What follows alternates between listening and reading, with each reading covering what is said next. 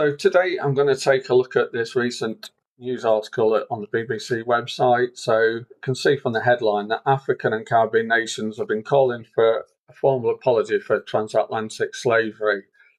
Look at the article here. It's actually not just an apology they've been asking for, it's actually reparations from countries that benefited from the transatlantic slave trade.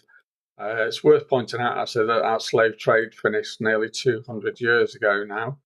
And then it says that these demands come at the end of a 3-day conference in Ghana, which is a country looking to advance the push for reparatory justice.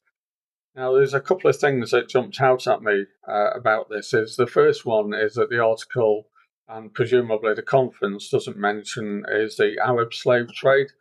There's an article here that talks about this. I mean, basically, Arabs enslaved millions of people as well from sub-Saharan Africa, I think possibly for longer than the Western colonial nations were doing.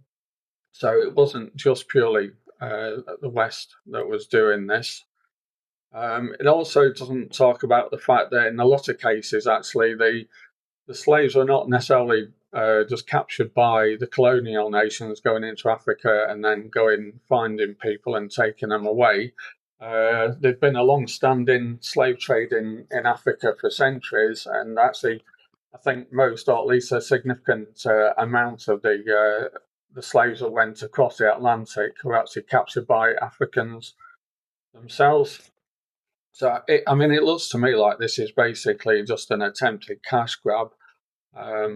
I don't see why you can expect people to apologise for something that happened 200 years ago in a totally different era.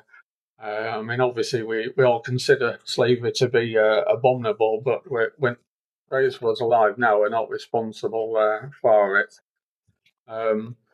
They don't seem to be asking for Arab countries or even African countries themselves for reparations. So it makes me wonder whether they think the Western countries are just going to feel particularly guilty about this. And it's certainly not an all-round perspective of what happened with the slave trade. And then this article is definitely worth a read. It's quite long. As usual, I'll put the URLs in the description. So it says the gravest crime, and then it's talking about Ghana and slavery. And it does make the point here that Ghana, which has been facilitating this conference recently, itself has not acknowledged the role that Africans played in facilitating the slave trade. And also, I can't remember whether it actually goes on to talk about this, but in fact, in some African countries, the slavery was actually illegal well into the 20th century, and it goes back well before the transatlantic slave trade as well. So definitely an attempt at a money grab, I would say.